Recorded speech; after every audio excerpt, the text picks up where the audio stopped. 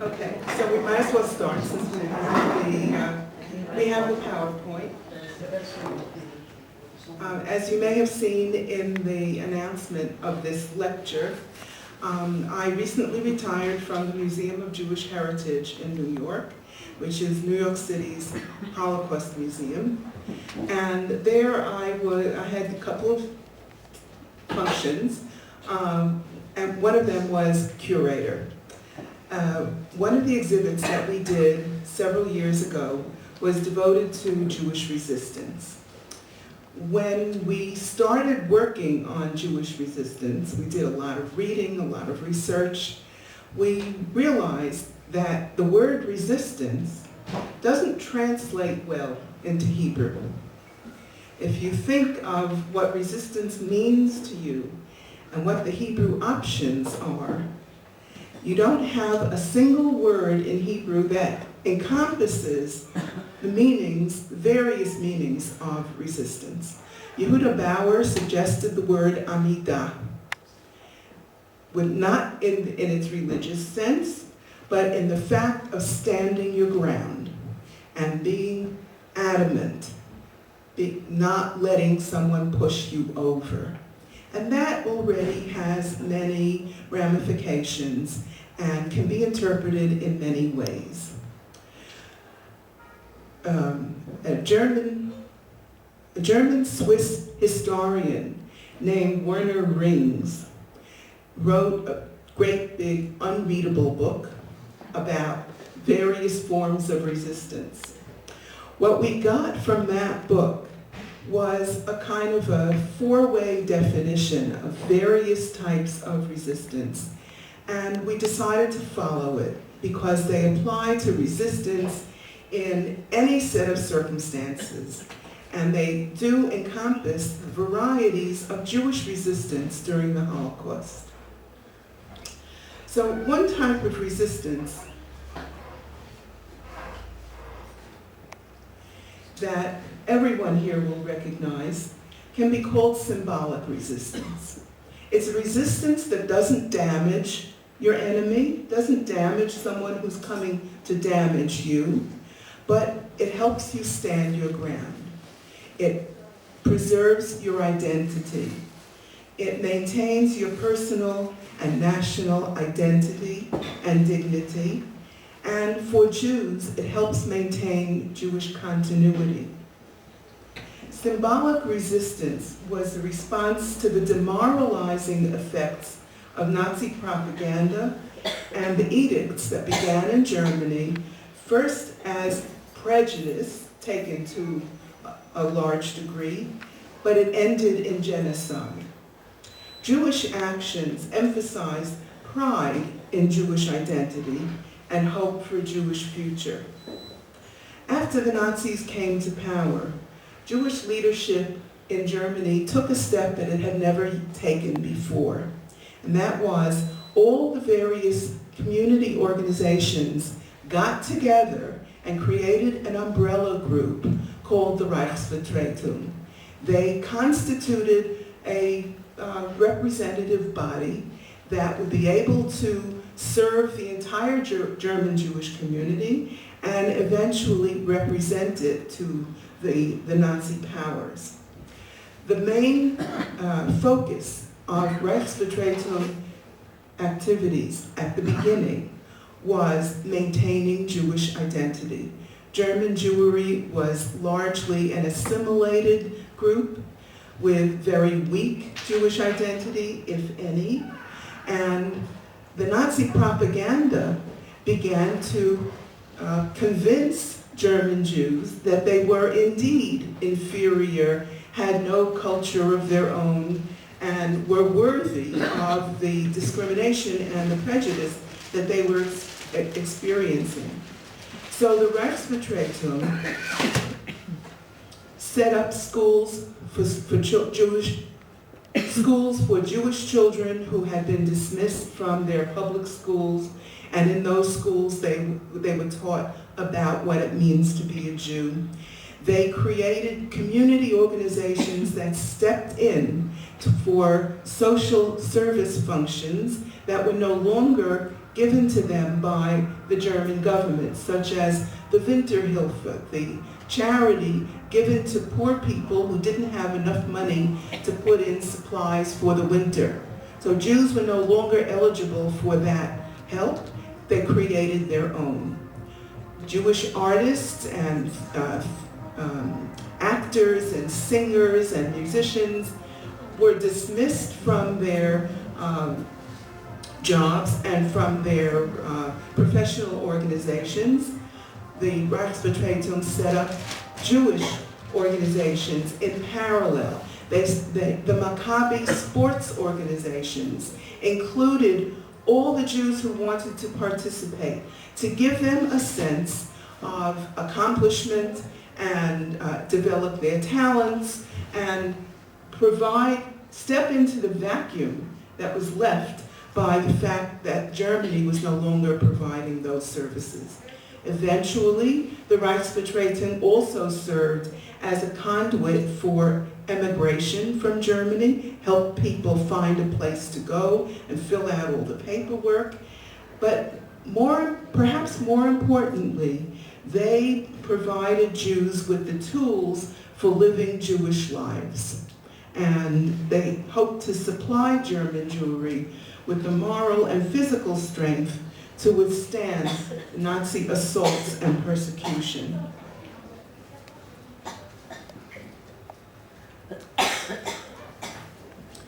Here we see a flag hanging out the window of a Jewish apartment in Germany. Jews were not allowed to fly the German flag. That was one of the initial edicts in Germany. So this Jewish family created its own Jewish flag and hung it out the window just for spite.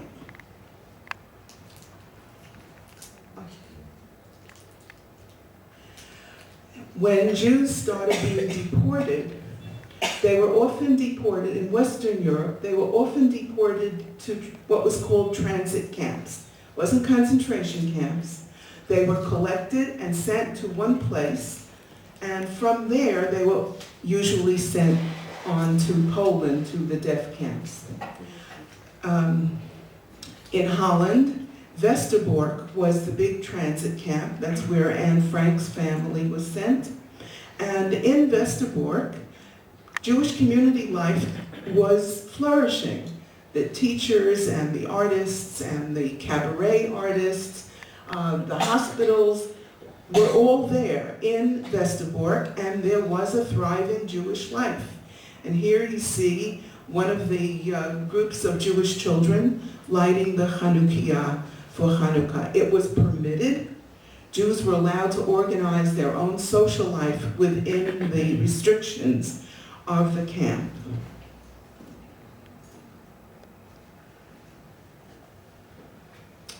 This is a kippah.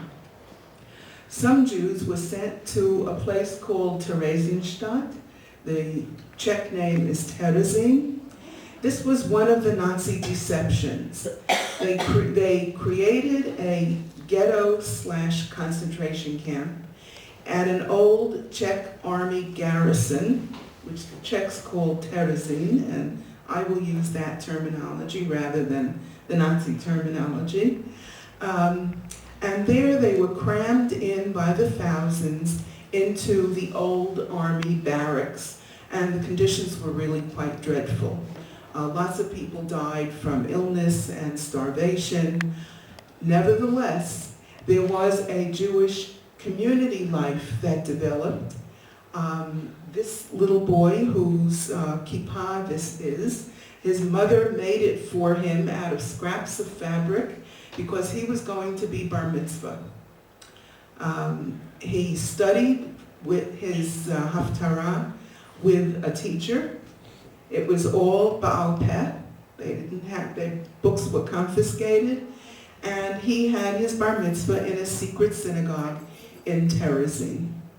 So what I've showed you is nothing that damaged, nothing that hurt the Germans, but it was all against the law, against the rules, improvised, and helped Jews protect and reinforce their own Jewish identity.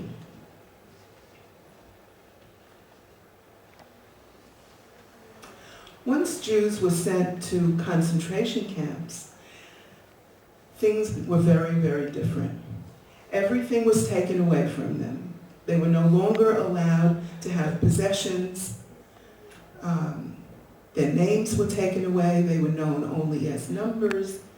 They were herded like in inhuman conditions from place to place, and that is if they were allowed to live after the initial intake procedure at the concentration camp.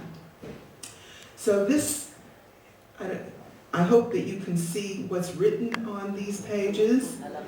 Halach Ma'anya. This is a handwritten Haggadah written by a woman named Dina Kraus, who was deported from Uzhhorod, Czechoslovakia. That was a town with a flourishing Jewish life pre-war, a very large Jewish community, and an excellent school system for Jewish children.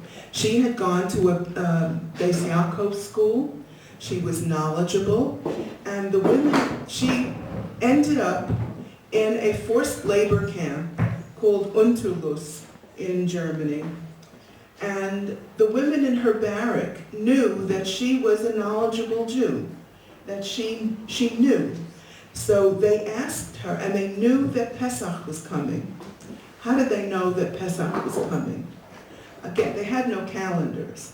But knowledgeable Jews were able to look at the moon and see when is the full moon, when is Rosh Chodesh, and figure out what the Jewish calendar was, and the information went from one to the other. Those who were interested made sure that they found out, that they knew. So they asked Dina Kraus to help them conduct a Seder. Not that they had anything to make a Seder with, but she conducted a Seder and she wrote this Haggadah from memory. Where did she get the paper and pencil from? She could have been shot for stealing the paper, for stealing the pencil, for having a personal possession.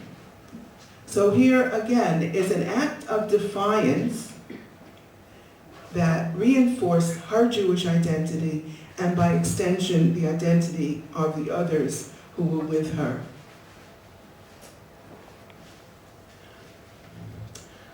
Pair of tiny little tefillin. The tefillin were held on to by a man who was deported to Buchenwald. He held them in his armpits. And how long can you keep on doing that? So he took them to a barrack where one of the prisoners was Rabbi Isaac Avigdor, who was a known Talmid Chacham, and he had, for some reason, we're not quite sure, he had established a relationship with the capo in charge of his barracks, and the capo looked aside and let him daven and didn't look at him too carefully. So he was known to have this slightly more privileged position, and this man, whose name we do not know, gave him his tefillin for safekeeping. Rabbi Avigdor never saw the man again.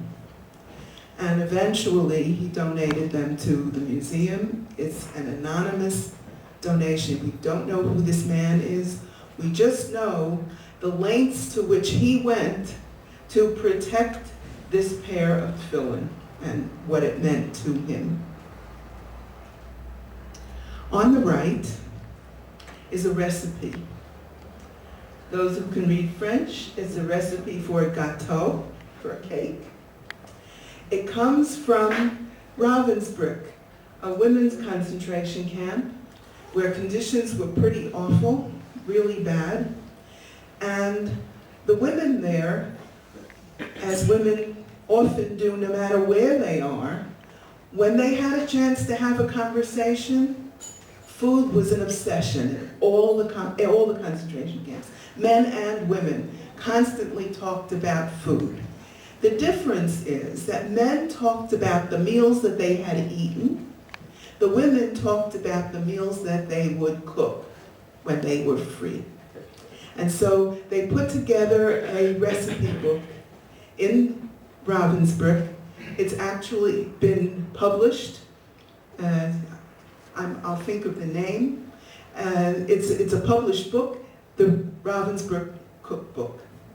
And so again, this is an act of defiance, stealing the paper and the pencil to write this down, but maintaining your sense of who you are, the sense of being responsible for your family's food, trying to make things nice, and retaining your sense of your role as a woman.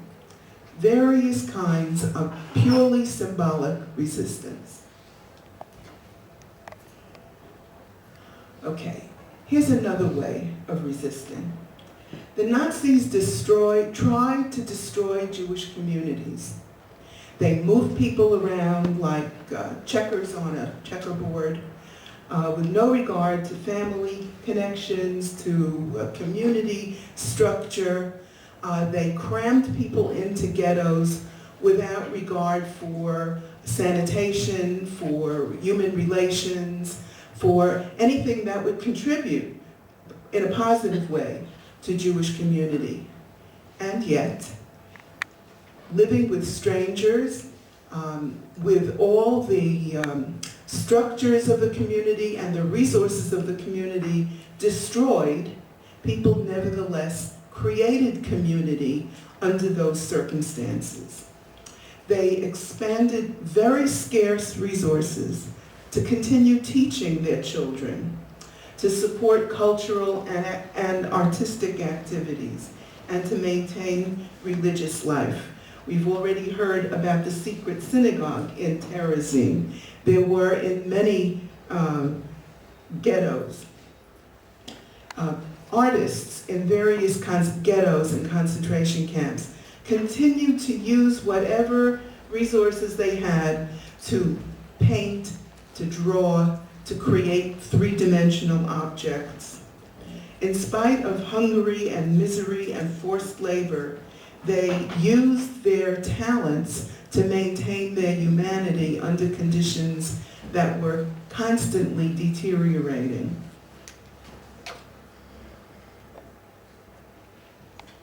Okay, let's go back to Germany for a moment, before concentration camps. We were talking about the Reichsvertretung and how they set up community structures to replace what was lost under Nazi rule. Here is a young man learning how to be a carpenter. They set up vocational courses for teenagers, for men and women, because they were hoping to emigrate. So people who had been tailors or people who were in business knew that they had to have a marketable skill wherever they went. So they learned things like carpentry and electrical repair and all sorts of skills that would be transferable to help them wherever they might go if they found a refuge. Okay. Another way that the Jewish community, Jews tried to help each other when things got worse, was by providing false identities for people so that they could go into hiding, or so they could hide in plain sight. There are two types of hiding. One, like the Anne Frank family, is actually going into a hiding place, a fancy one like Anne Frank's, or sometimes a very primitive one in a haystack or a barn or in a hole under a tree. But if you went into hiding but you lived in the open, if Anne Frank's family had lived not in the attic, but in an apartment visible in Amsterdam, they would have needed false identities.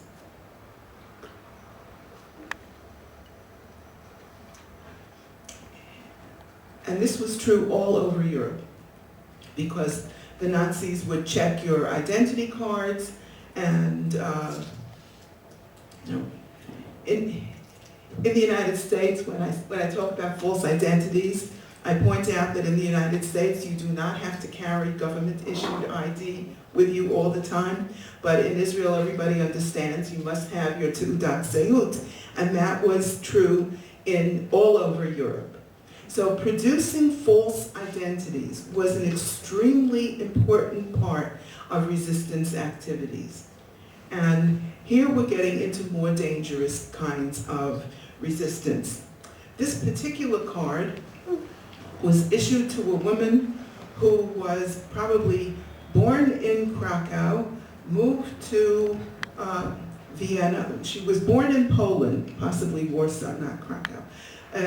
Moved to Vienna at the beginning in the 1920s sometime, became a refugee when the Nazis came to Vienna in 1938, skipped over the border, smuggled over the border to Belgium, and then had to smuggle over the border again to France when the Nazis came to Belgium. So this is the story of a woman on the run. Her husband was interned with other Jewish men in the south of France by the Nazis, and for a while she and her two sons were in hiding, semi-in hiding, in an abandoned summer home on the shore of the Mediterranean shore of France.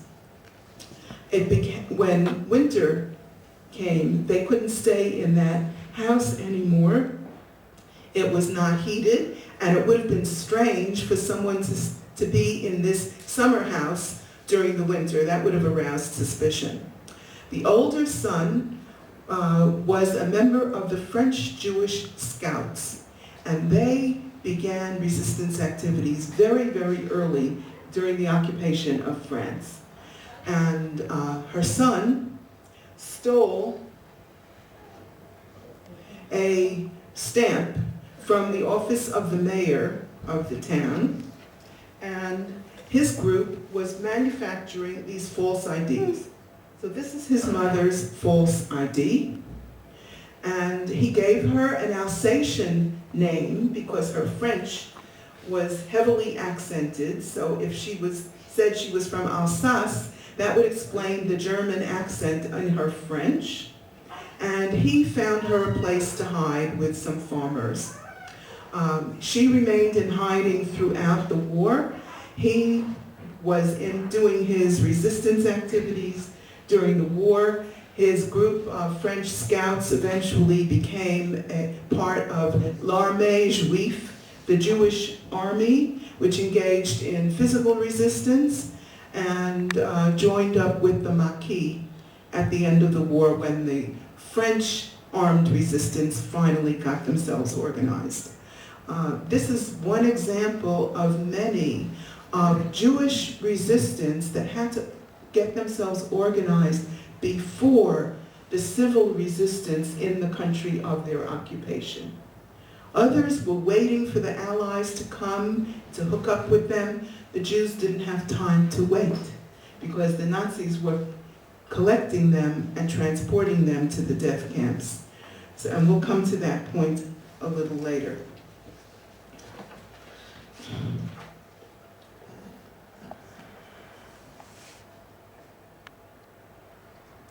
Another way that Jews helped each other was by trying to find out what's happening elsewhere. The Nazis imposed a news blackout all over the countries of occupation. They closed down the local newspapers, the local radio stations. They confiscated radios, and it was punishable by death to listen to a radio. That doesn't mean it didn't happen, but the Jews were deprived of knowing what was going on in the war and in the occupation all around them. They only saw their own Dalet Amot because that's all that was permitted. That puts you at a tremendous disadvantage.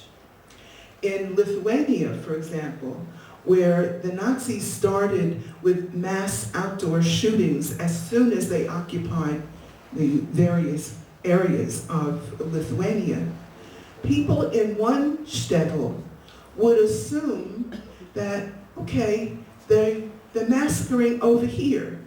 But they didn't know that they were massacring over here and over there and on the third, all over the place. It was only when they started sending out messengers, couriers, from one town to the other, that they began to put together the fact that there was a pattern, that they were able to share information, and then they came to the conclusion that their forms of resistance had to change. The couriers were an extremely important part of Jewish response and resistance to the Holocaust. Why is it a woman? Because men, Jewish men, are very easily identified. And if there was any suspicion at all, or if someone pointed a finger at the man, they just ordered him to drop his pants, and they knew if he was Jewish or not. The women could play the role. They could play this charade of just being a pretty young woman, stylishly dressed, with a very good false ID. By very good, I mean it's an actual blank form that was stolen from an office, and her photograph is in there, and either forged or actual stamps are used to authenticate the ID. This is Vladka Mead, whose name some of you might know. She became very active in Holocaust education in the United States. And she was a courier who was sent from the Bund organization in Warsaw. She traveled all over Poland from one town to the next, bringing information, newspapers, clandestine newspapers, and we'll talk about them in a minute, medicines, money, because people who were put into hiding, the resistance organizations paid people to hide them, so they had to be, she had to take money from one place to the other to pay for the protectors. She had to visit the people in hiding to make sure that they were still there and that they were being decently treated. The couriers were, without the couriers, the story would have been very, very different. We will never know how many of these couriers were caught. Many were caught, very few survived. I know someone who's doing a major research study on the couriers, and very few of them, we know that very few survived. Excuse me, when you talk about couriers, how many numbers are you talking about? Are you talking about dozens or hundreds or thousands? We're probably talking about hundreds. Throughout all of Europe? It was mostly a Eastern European phenomenon, but we do know about couriers in Western Europe, but the communication was much easier in Western Europe than in Eastern Europe. They had to travel from one town to the other. They had to sneak themselves into the ghettos in each town to find out what was happening, and then go into the next ghetto and communicate that information. Here's another form of helping each other, and that is escaping. Again, we will probably never know how many managed to escape in all sorts of ways. Here is a group of people climbing the Pyrenees Mountains. Pyrenees are the border between France and Spain. Again, if you look at them, you'll see that they're young people. You have to be fit. You have to be willing to take tremendous risks. Many of them were caught by the border police or by the so-called passeurs, those who were supposed to help them across the border, show them where the safe routes were. Many of them just took them directly to the border police and turned them in. You had to pay for that, and it was a tremendous risk. So this was not an option for millions of people. It was an option for the few. The Zionist organization in Hungary organized what they called a tiyul. It's kind of an ironic name for it. But they took close to 10,000 people across the border of Hungary into Romania and further on, eventually getting to Eretz Israel. Again, it was an option that was available mostly for young people who were physically fit and had the stamina to take a long trek and be in danger.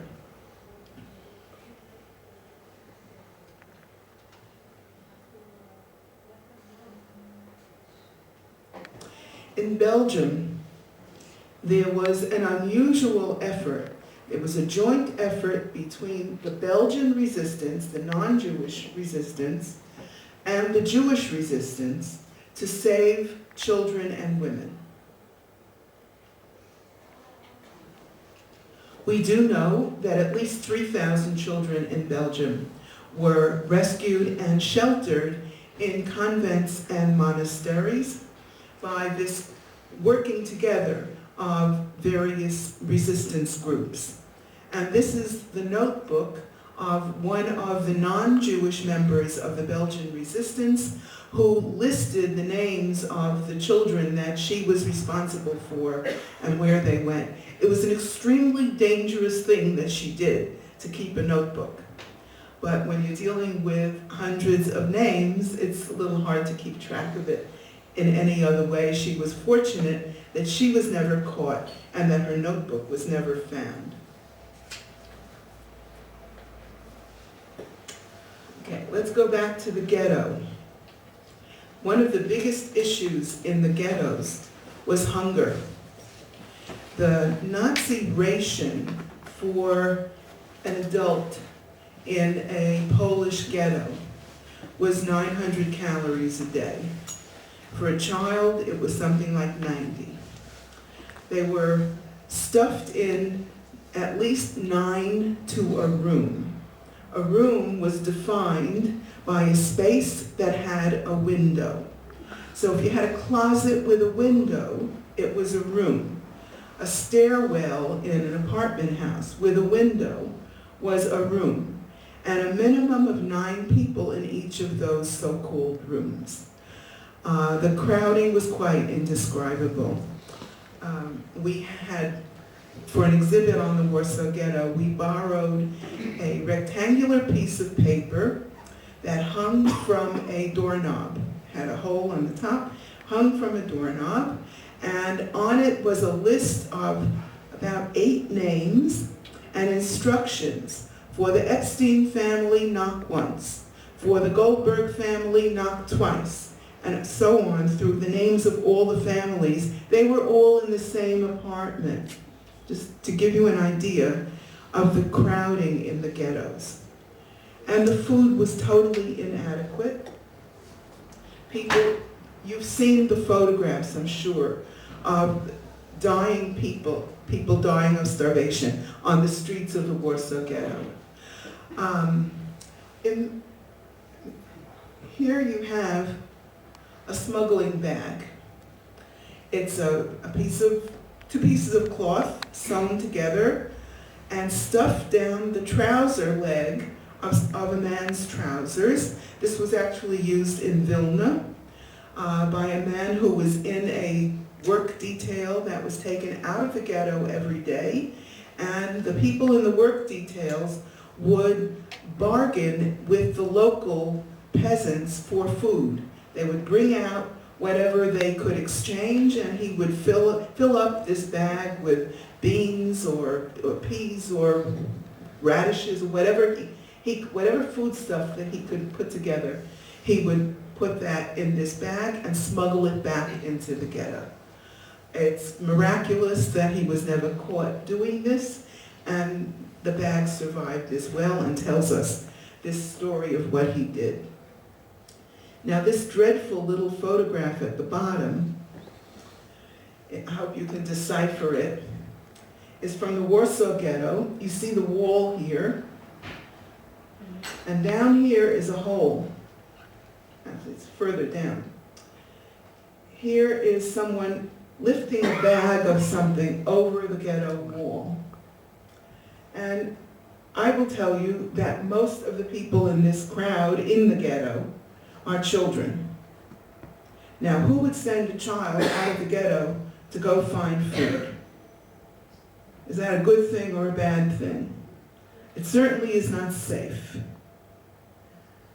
What parent would tell the child to risk his life to bring back food, to get out of the ghetto, bring back food?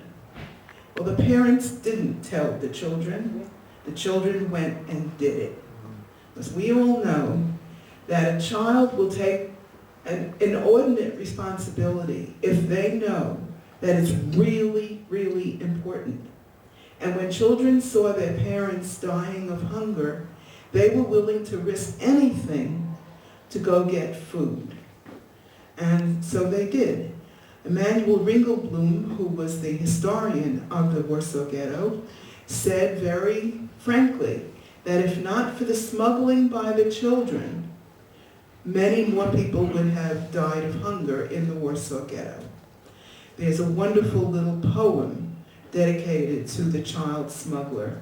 It's wonderful and it's very sad, because at the end of the poem, it's written in the voice of the child. At the end of the poem, he says, "Don't wait for me, mother," because he didn't know if he would come back. One more. Okay. I mentioned the news blackout, that there was no way of getting news except from these couriers, but it was very important to find out what was happening, because their lives were being lived in this terrible, horrible vacuum. They didn't know, what does it mean to get on that train, to be so-called resettled? They had no idea what that meant. And it was only from the resistors who found out through their various clandestine ways that they found out what it meant to go on that train. And therefore, some people did not get on the train. Getting on the train was a turning point. Once you were on that train, there was almost no way of getting out. Okay, so the resistance movements published their own newspapers. When the Nazis confiscated typewriters and mimeograph machines, remember mimeograph machines? Yes. Okay. They didn't hand everything in. They hid some. And here we have a typewriter with Hebrew type and a Yiddish newspaper published in Warsaw. And the image on the front of the newspaper tells you everything. This is a newspaper of resistance. This is a movement that tries to get back, to hit back at the Nazis, and their way of getting back was to provide information. And information was ammunition for those who were able and willing to use it.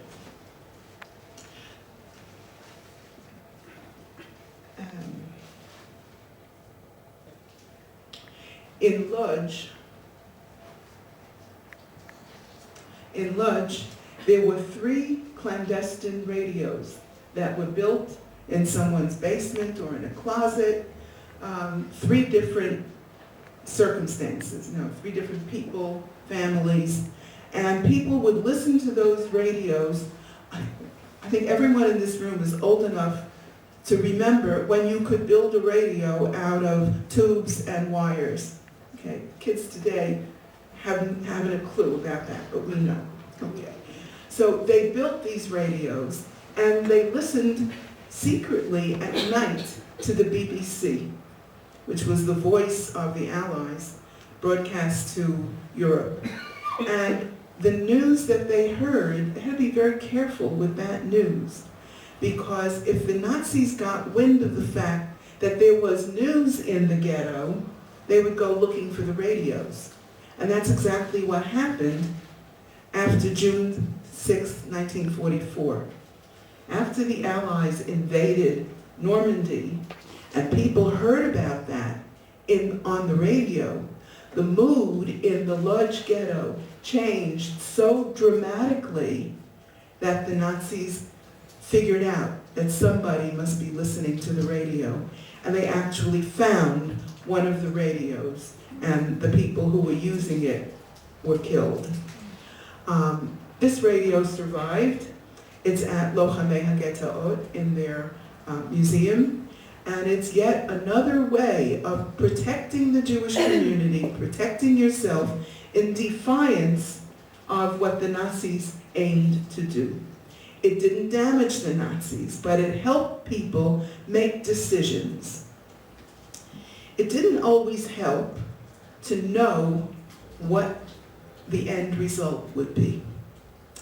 Human nature is such that it's very hard to accept the fact that you're going to die.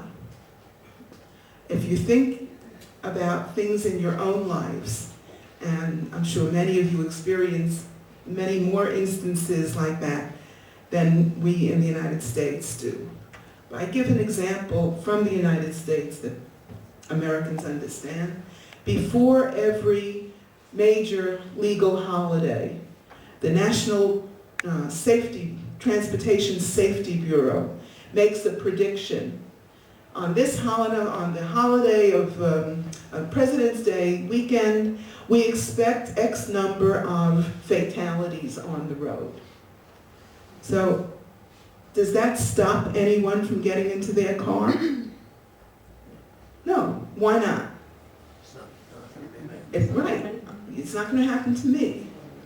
It's very difficult psychologically to look at that and say, it's going to happen to me, because it has happened already to people that I know. To know for certain that getting on that train to Treblinka means that you will die, well, then you're faced with all sorts of terrible choices. Do I go alone? Do I stay back and let my family go? Do I go to the forest and abandon not only my family, but the rest of my community? I might get killed in the forest anyway. So these are choiceless choices that people are faced with, and yet they have to take action.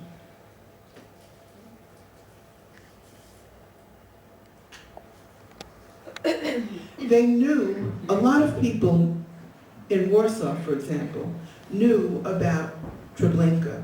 They knew that the trains were going to Treblinka, and the group of historians who called themselves Oneg Shabbos, or Oneg Shabbat, as it's called in Israel,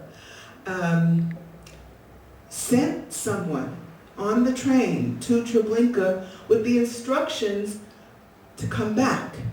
Make sure you come back. He hid under the clothing that was abandoned in the railroad car, went back into the railroad car and hid and brought a report to Oneg Shabbos. And he was interviewed, and this is the result of the interview. It's all in Polish, the narrative, the scheme of the camp, the schematic drawing. What year was that? 43. The schematic drawing of the camp, and the warning went out, don't get on the train. But most people didn't see a choice. The feeling was, I'll be with everybody else. I can't abandon my family. But the people in Oneg Shabbos, Oneg Shabbat, had the perspective of history. And their aim was to create an archive and preserve it so that the story will remain for the future. Because once they realized the dimensions of the disaster, they were afraid that nobody would be around to tell that story. No one would be left to write the history. A wonderful book about the Warsaw Ghetto by Sam Kassow is called "Who Will Write Our History?" And that's a quote from Einig Shabbos. There was tremendous concern, not only in Warsaw, but every major ghetto had a secret archive. You know about the milk cans in Warsaw, where things were hidden in milk cans and tin boxes. And some of that was found, about 2/3 of it was found. The rest was not found. But in Białystok, in Kovno, even in Lodz, in all the Eastern European ghettos, there are records that were retrieved from these ghettos with the express purpose of leaving a record, a Jewish record, not the German record of how many they killed, but the Jewish record of how life went on and exactly what it was like. And the Einig Shabbos archive is an extraordinary collection of material. There, every single aspect of life in the ghetto is documented. It ranges from children's drawings and poems to sociological studies and statistical studies. There is a medical study of starvation in the ghetto, which has been published post-war and still used as one of the resources for people studying starvation.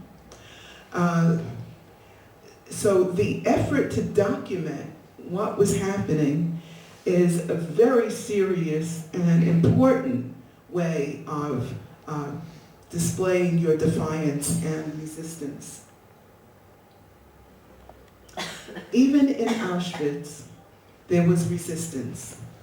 We know about the physical resistance, and we'll get to it, but there's an attempt to document what was happening in Auschwitz.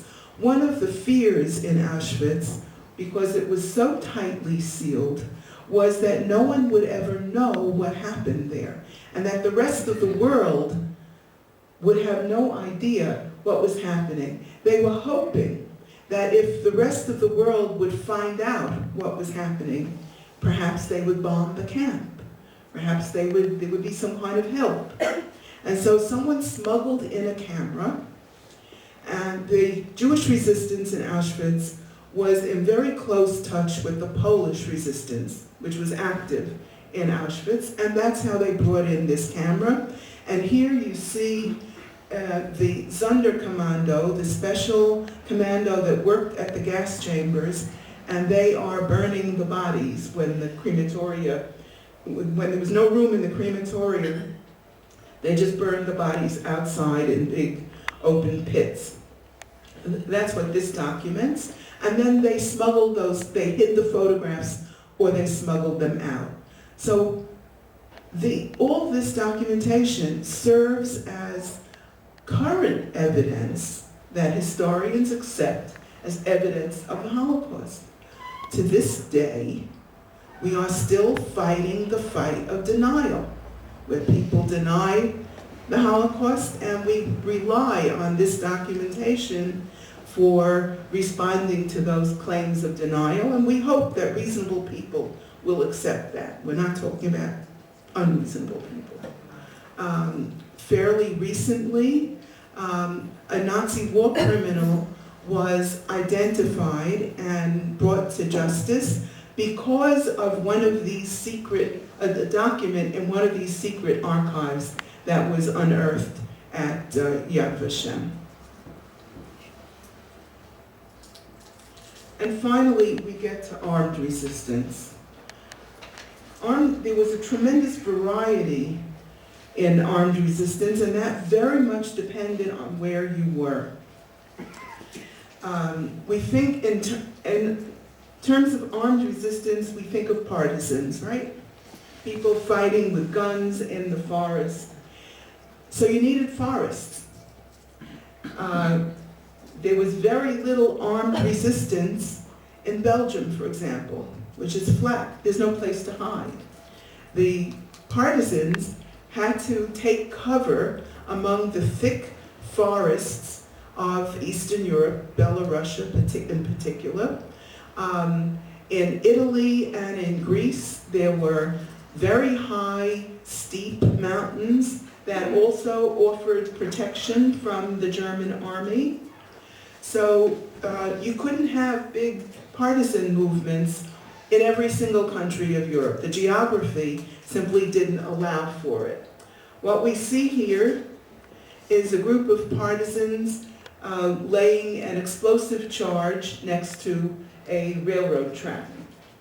Where did they get the explosives? In Eastern Europe, the Jewish partisans worked together with the Russians. The Russians were advancing from Russia towards, they were going west. The Allies eventually started going east. In order to get military supplies, there were various ways of getting them. First of all, as the Russians retreated in 1941, when Germany attacked Russia, they often left stuff behind. There was stuff left behind after World War I. Unfortunately, many of those pits that were Nazis used for their mass murders were the old ammunition dump pits left from World War I. So there was some left by retreating Russians. Some were airlifted to partisans by the Russian Air Force, which meant that Jews in the forest had to work together with the Russians. The Russians were in charge of the partisan movements in Eastern Europe, and if you weren't with them, they considered that you were against them. And they had the authority and the means to enforce it. So most successful Jewish partisan groups were technically under the authority of the Russians. It was a difficult relationship, but it kept some Jews alive. To go to the forest, to become a partisan, required 3 decisions. One decision was, I'm going to fight. Second decision, I'm going to have to find the means with which to fight. I need a gun. The partisans won't take me unless I have a gun. And you need the conditions, the geographic conditions and the material conditions that give you some chance of success. None of these conditions existed in Jewish communities during the Holocaust. The Jews were already engaging in other kinds of resistance activities, and it seemed to many, and it was consistent with Jewish attitudes towards persecution that they had grown up with, that eventually Jews would prevail, that there would be it's very difficult, but throughout Jewish history, there would always be a she'erit ha'pleta. It's promised in the Nevi'im. This is the Jews' relationship with God, that God would not abandon them, and if I wouldn't survive, there would be other Jews who would survive, and that Jewish continuity is promised. So that was also a deterrent, an intellectual deterrent, an emotional deterrent to the decision to leave the community and go into the forest to fight, which was terribly dangerous. Whenever a group of young people left a ghetto to go and fight, there was collective punishment for those who remained. So you had that on your conscience. Do I go and run the risk of the rest of the ghetto being liquidated? It had happened, and the Nazis always threatened it. It was very difficult to believe that mass murder was the option, was the other option. It's very hard to stare that in the face. There was no precedent for the extent of the genocide in World War II. There was no historical precedent. In World War I, there were all sorts of atrocities. And until it became public knowledge in the United States and in the Yishuv, nobody quite believed the extent of that genocide because it had never happened before. So imagine if you were within it, if you were experiencing it, how difficult it would be to take the risk of trying to join a group to fight back. And they didn't really have with what to fight back. They were civilians. They didn't have any military experience. They didn't have the guns. They didn't have the tactics. They just didn't know how to do it. They didn't own the guns. They had to buy them, and they had to collect enormous amounts of money to pay for whatever arms they had. They didn't know what to do with them once they had them. I mean, they could fill up bottles with gasoline, okay, but that is hardly a successful means of fighting back. That's really a last-ditch effort. Much money was spent on fruitless contacts, on people who never delivered the guns, on people who went to the authorities, to the Germans, and told who gave him money to buy the guns. And once they got some guns, they had to learn what to do with them. So anyone who had ever served in any army suddenly became an instructor and a commander. Tuvia Belsky, the commander of the largest Jewish partisan group in Europe, had served in the Polish army. Those were his qualifications. He had been a private in the Polish army. So those were his qualifications to lead the biggest Jewish partisan group in Eastern Europe. Sometimes they used a book. They used a chemistry book to learn how to make an explosive. And then they had to test it. How do you know if it works? How do you know if it'll blow me up? They would go out sneak out of the ghetto and go into the field and make sure no one was around to hear the explosion. It was a very dangerous and fraught experience. Another way of fighting back and damaging the enemy was sabotage, and that's what we saw on the slide that showed you people sabotaging the railroad lines.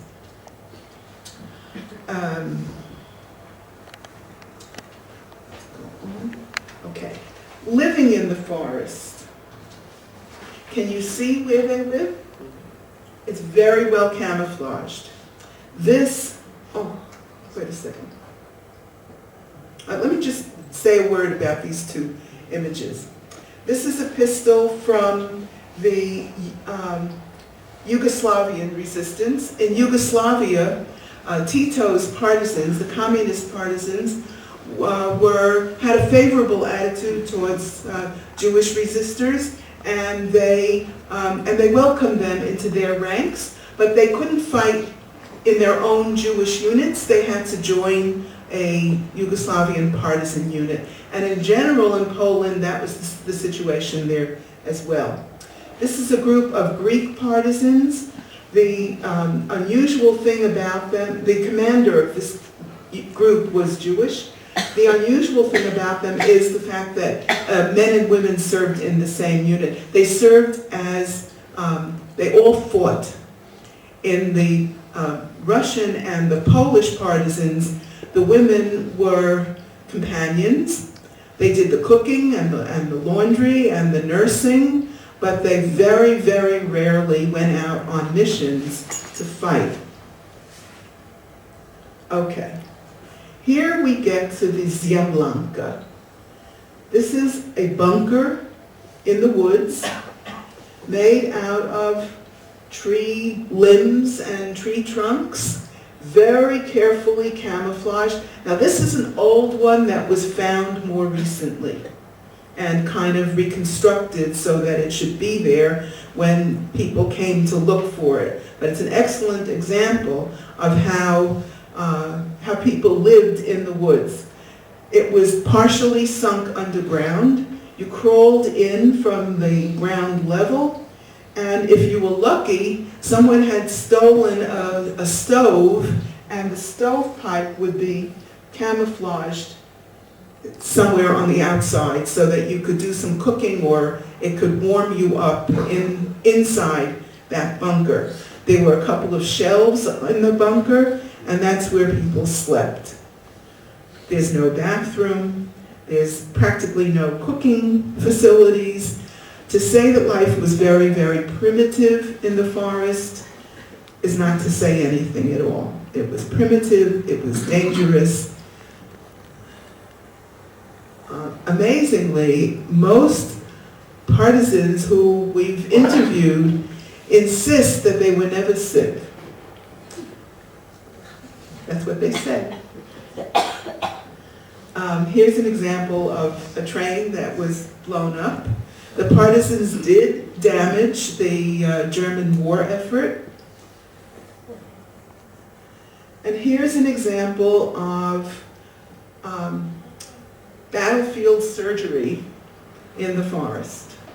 You see the casualty on this makeshift stretcher made out of tree limbs. I don't know if he's a doctor. He could have been a veterinarian or a dentist, or maybe his brother was a doctor. They would assign, you're the doctor, you're the medic, and you were the one who had to fix people up when they got shot. This young woman was a photographer. On one of the raids, she and her brother joined a partisan unit. On one of their raids, they raided her hometown, and she went back to her photography studio and took her camera and a lot of film. She took the photograph of the blown up train that we saw.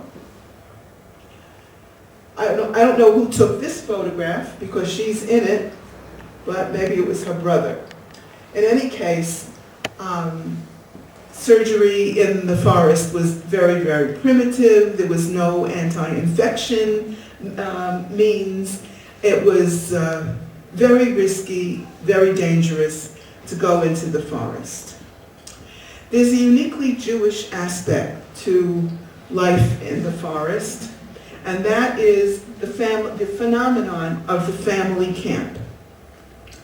It was invented by Jews.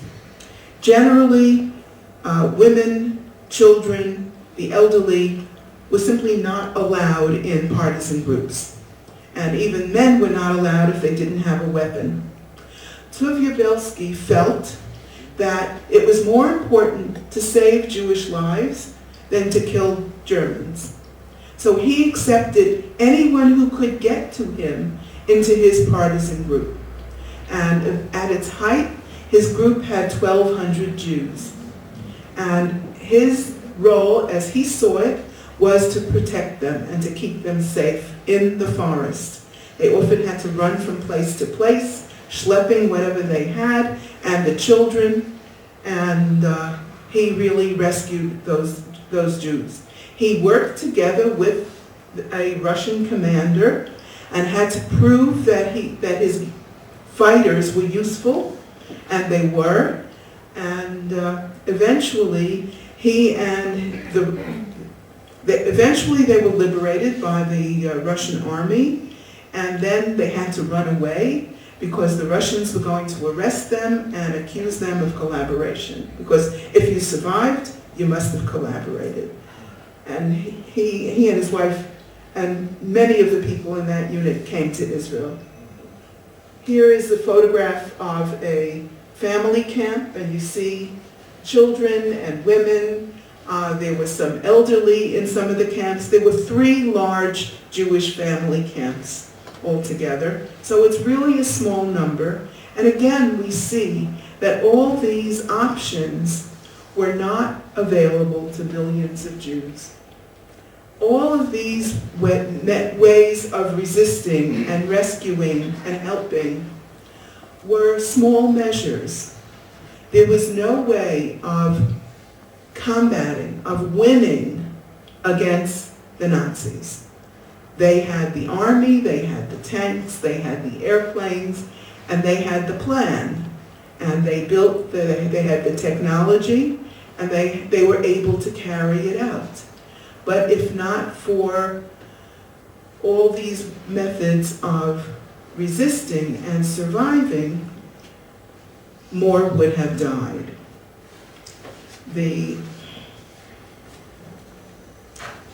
Excuse me.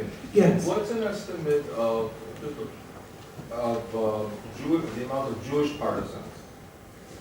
Is there a range, an estimate of how many Jews actually were partisans?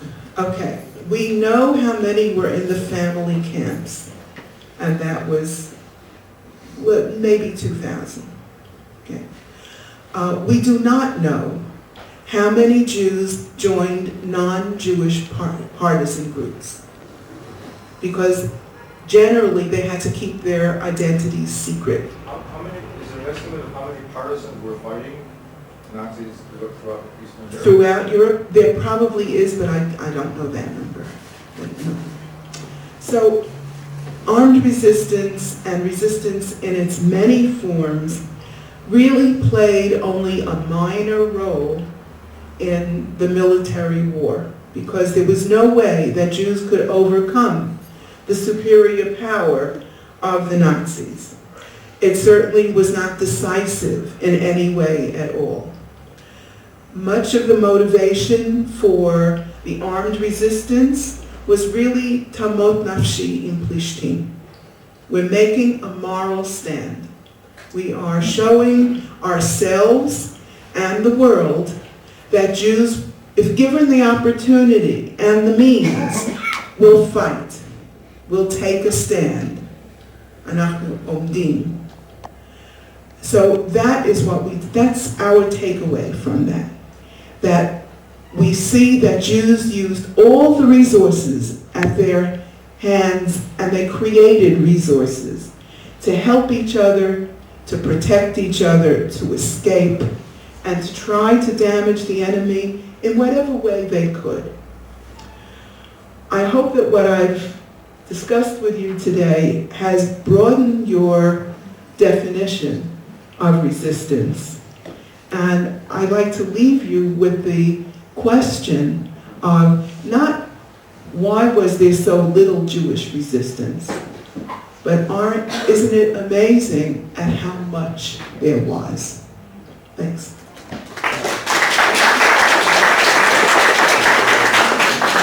To broaden a little bit the concept of resistance, I'd like to ask a question. Because I've seen many things here, but I see a much greater void that's not accidental in this exhibition. I was in New York about 9 years ago, and I met with Dr. Marvell, the director of the museum, and we spoke about people who I call the Jewish Wallenbergs, a couple of Jews who saved, each one of them, at least 10,000 Jews. For example, Hillel Koch. For example, Mantello. For example, Rechosh Temple. For example, Rabbi Weissman, Gizi Fleischman. For example, Rabbi Solomon Schoenfeld. And the Jewish saboteurs of rescue, like Nahum Goldman, Stephen Weiss, Sally Meyer, and a few others.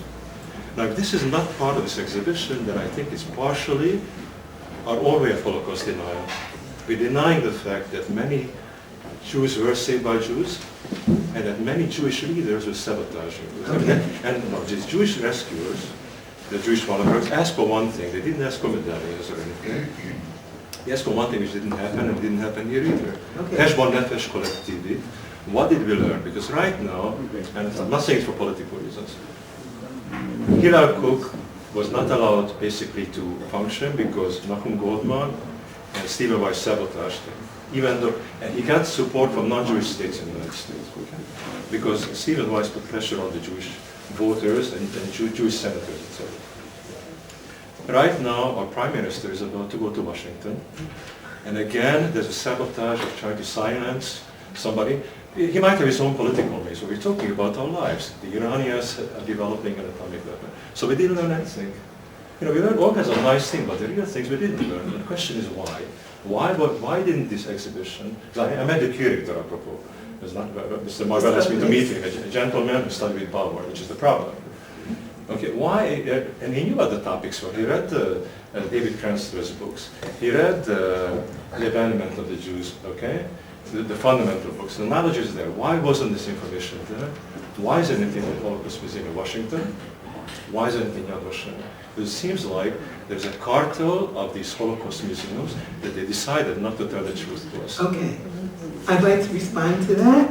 Okay, when you decide to create an exhibition, you decide parameters. The Museum of Jewish Heritage touches on, not develops it completely as it should be, but it does touch on Jewish rescue in the core exhibition, in its public programs, and in a recent exhibition that just closed 2 days ago called Against the Odds, where it talks about American Jewish rescue efforts. This is something that is on the agenda, and all I can tell you is that you can't put everything into every That's always exhibition. the answer. That's always the Okay. answer. Not a debate. And are there any other questions? Fred?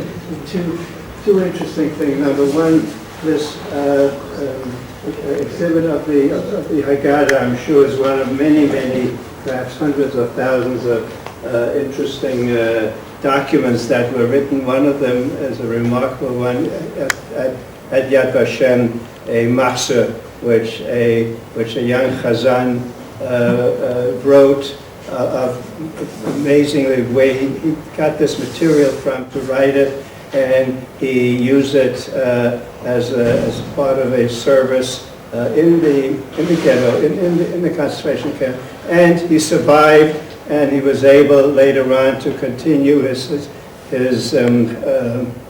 chazanos using this machzor until he finally donated it to Yad Vashem.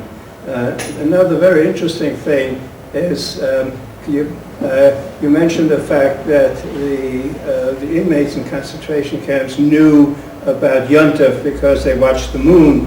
I just finished copying a very, very large document for my cousin, actual cousin, who was in Auschwitz, and she was interviewed, and she mentioned the fact that people somehow knew when Yom Tov was coming, and the interviewer said, yes, that's really an absolutely remarkable thing. How did they know when Yom Tov came? And my cousin said right away, well, of course they knew, because every time there was a new shipment of inmates coming into the concentration camp, they would tell you when Pesach comes and when Sukkot comes. There were also people who calculated a calendar ahead.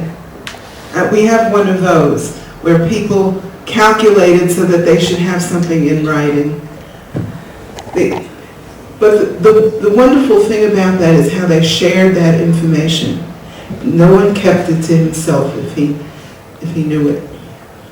Any other? If there are no more questions, thank you for coming. Thank you. And I hope you got some.